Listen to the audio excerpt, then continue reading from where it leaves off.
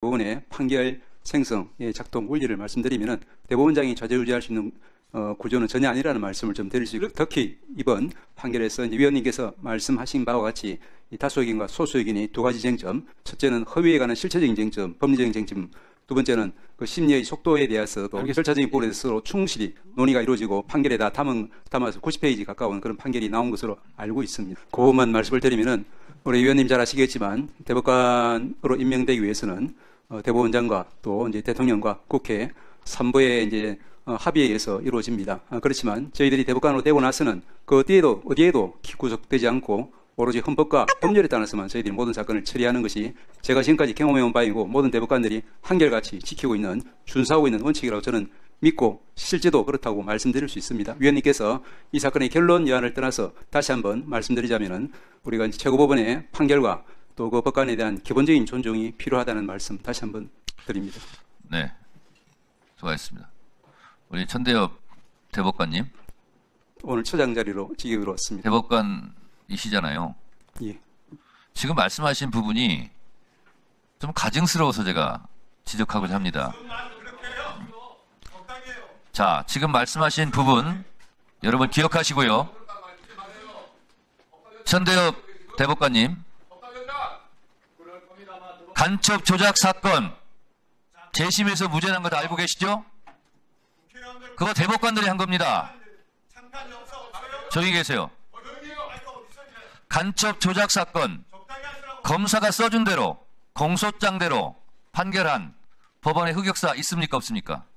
말씀드린 바와 같이 그 판결에 대한 비판 그리고 이제 있습니까 없습니까? 있다는 말씀드립니다. 그렇죠? 그거 최종심 대법관이 했죠? 맞아요 틀려요? 예, 말씀하신 대로입니다. 지금 방금 하신 우리 천대엽 대법관께서 말씀하신 부분과 다르잖아요. 재심이라는 시스템을 통해서 그런 부분이 이제 구제가. 그런데 그것이 한두 건이었습니까?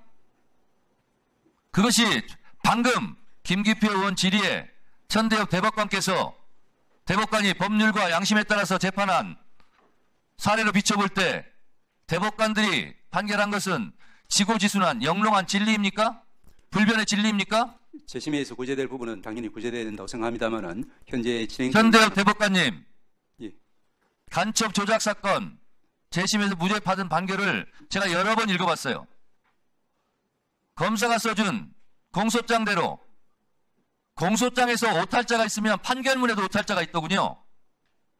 그것을 대법관들이 한 짓이에요. 지금은 그렇지 않다라고 말씀하시겠죠?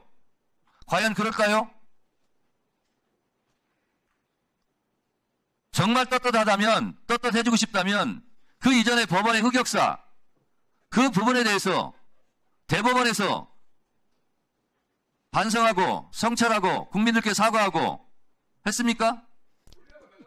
저희들 알기로는 과거사에 대해서 저희 기존의 대법원에서도 그것이 지금 되풀이되고 있지는 않나 하는 의심은 없습니까? 그러지 않기 위해서 저희들이 항상 최선을 다하고 있다고. 그렇기 때문에 답변하실 때도 그 부분을 염두에 두고 겸손하게 답변하시기 바랍니다. 지금 말씀하신 부분은 과거의 흑역사가 전혀 없다는 듯이. 그래서 제가 한 말씀 드리는 겁니다. 문영배 재판관이 본인의 뭐라고 썼는지 아세요? 지금 판사들이 자유롭게 판결할 수 있는 것에 대해서 판사들이 한 일은 아무것도 없다. 골방에 앉아서 공부밖에 한 것 없다. 수많은 사람들이 죽어가고 민주화 운동을 할 때 그 덕으로 판사들이 비교적 자유롭게 지금 재판하는데 그 부분에 대한 성찰이 없다라고 준엄하게 꾸짖고 있어요.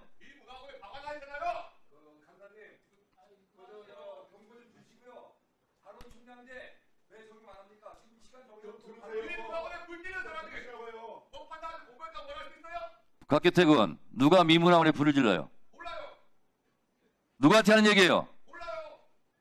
왜 모르면서 뒷거리고 있어요? 제 얘기를 하는 것 같은데 저는 미 대사관제 사건입니다. 알았어요? 똑똑하게 불질렀다고요?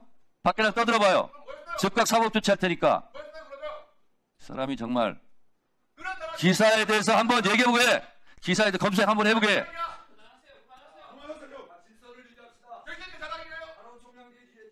곽규택 의원은 국회법 145조에 1차 경고합니다. 조용히 하세요. 1차 경고합니다.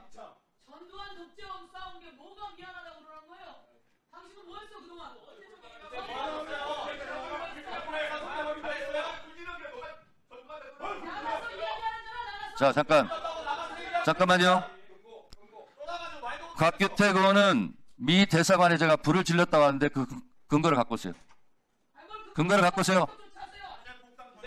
미 대사관에 불 난 적 없고 불 지른 적도 없고, 알았어요? 허위사실 지금 유포하고 있는 거예요.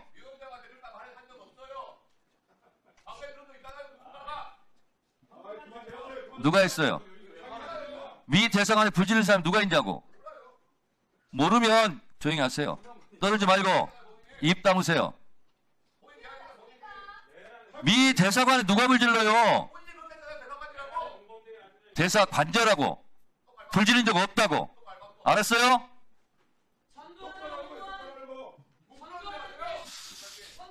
자, 곽규택 의원은 계속 경고했음에 불구하고 계속 질서를 어지럽게 있기 때문에 위원장의 제49조 권한에 의해서 오늘 발언권을 중지합니다.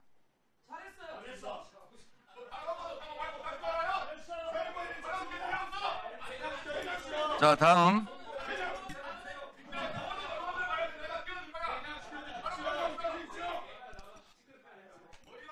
자, 발언권 중지에도 계속 발언을 하겠다고 발언하기 때문에 퇴장시키겠습니다. 퇴장하세요. 경위를 와서 퇴장시키세요. 자, 다음. 박준태 의원 질의하세요. 순서 바뀌었는데. 송석준 의원 발언하세요. 질의하세요. 의사진행 발언. 질의하세요, 그냥. 곽규택 의원은 퇴장하세요. 퇴장을 명했어요. 퇴장을 명했어요. 퇴장을 명했어요. 퇴장하세요. 퇴장하세요. 계속 허위사실을 유포하고 있어요. 퇴장하세요. 퇴장하시기 바랍니다.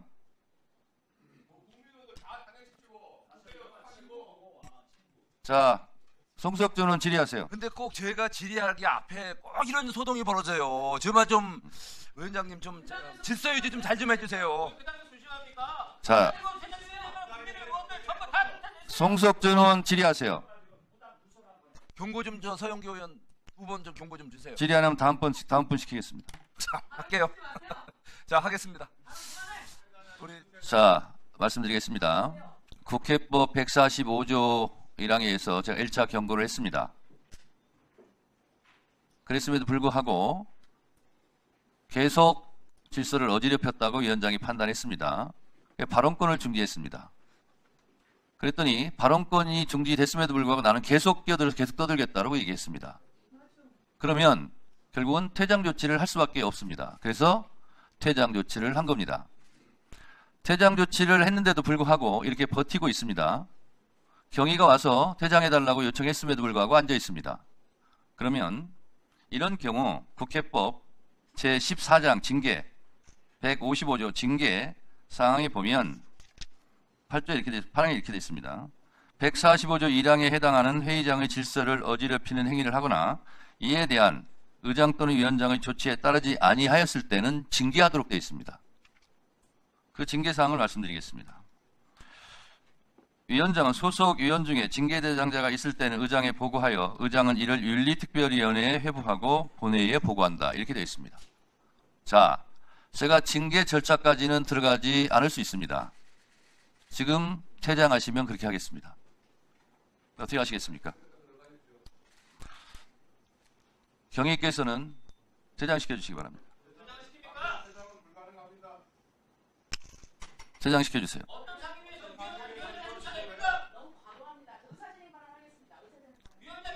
의사진행 발언 하지 않겠습니다. 드리지 않겠습니다. 자, 그리고 저에 대한 공격도 잠깐만요. 저에 대한 공격도 가짜입니다. 가짜 허위. 조선일보에서 한번 저에게 지난 총선 과정에서 미 대사관에 방화했다고 해서 정정보도 한 바 있습니다. 사과한 바 있습니다. 그리고 제 사건은 89년도 노태우 대통령 방미를 앞두고 농축산물 수입 개방 압력을 허락하지 말아라. 대한민국 농축산 어민들을 보호하기 위해서 대학생 때 제가 한 일입니다. 그리고 조용히 좀 하세요.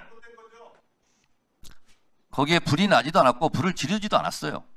그냥 방화 예비라고 검찰이 엮어서 그렇게 판결한 겁니다. 저희가 불 지르지도 않았어요. 불 나지도 않았어요.